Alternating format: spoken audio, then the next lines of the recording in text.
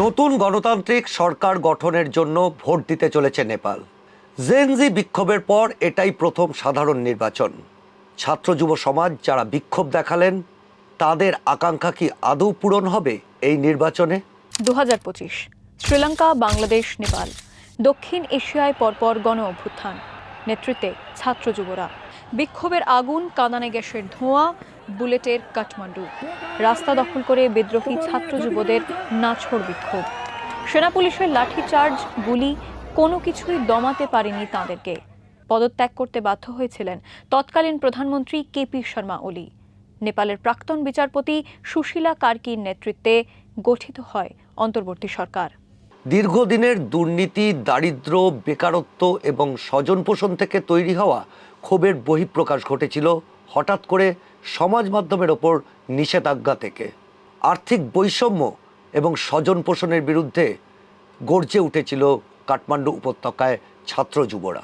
গোটা কাঠমান্ডু উপত্যকা জুড়ে ছড়িয়ে পড়েছিল বিদ্বেষের শব্দবন্ধ নেপো কিড।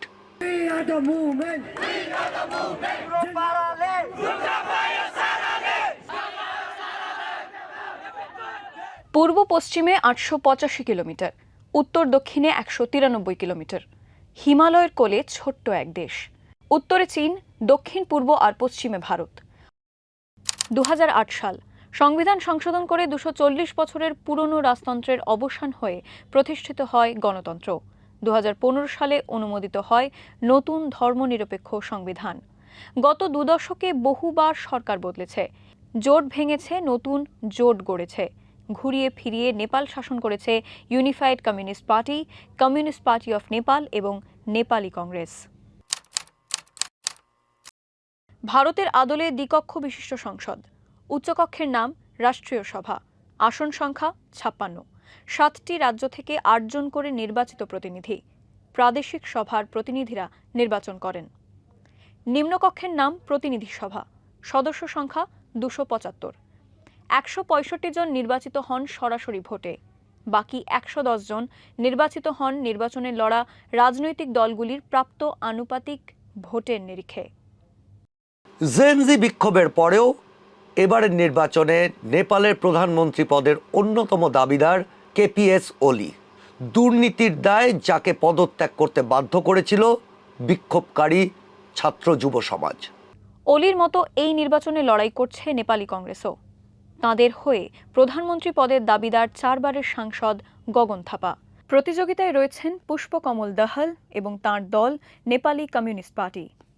নেপালের সংসদীয় রাজনীতিতে চেনা এই 3 দলের পাশাপাশি এবারের নির্বাচনে ক্ষমতার বড় দাবিদার র্যাপার গায়ক থেকে রাজনীতিবিদ হয়ে ওঠা বলেন্দ্র শাহ। কাঠমান্ডুর সাবেক মেয়র ঝাঁপা 5 কেন্দ্রে লড়বেন 74 বছরের কেপিএস ওলির সঙ্গে। আগের সাধারণ নির্বাচনেই 10% বেশি ভোট পেয়েছিল বলেন্দ্রর দল রাষ্ট্রীয় স্বতন্ত্র পার্টি। নেপাল ভোটের পরিসংখ্যান: মোট ভোটার 1,90,00,000, প্রথমবারের ভোটার 8 লক্ষ, 1/3 প্রার্থীর বয়স 40 বছরের কম। দুর্নীতি, কর্মসংস্থান, শিক্ষা, স্বাস্থ্য সবই এবারের নির্বাচনে প্রধান ইস্যু। প্রতিশ্রুতি দিতে পিছপা নন কেউই। কিন্তু অন্তর্বর্তী সরকারের আমলে 77 জনের মৃত্যুর তদন্ত রিপোর্ট এখনও সামনে আসেনি। জানা যায়নি কে বা কারা সরকারি ও বেসরকারি সম্পত্তি ধ্বংস করেছিল। বিদেশের মাটিতে বা দেশের মাটিতে বিলাস ব্যসনে ডুবে থাকা নেপো কিডদের বিরুদ্ধে যে ছাত্র সমাজ, যে জেনজি সরব হয়েছিল, বিক্ষোভে ফেটে পড়েছিল, এবারের নির্বাচনে সেই জেনজিরা কোথায়? সংসদীয় দলগুলির দুর্নীতি, তাদের বিরুদ্ধে বিক্ষোভের ঘোলা জলে ফের সক্রিয় ক্ষমতাচ্যুত রাজতন্ত্র। রাজতন্ত্রের অনুগামী দল রাষ্ট্রীয় প্রজাতন্ত্র পার্টিও সামিল নির্বাচনে। নেপালের মানুষ কাকে বেছে নেবেন?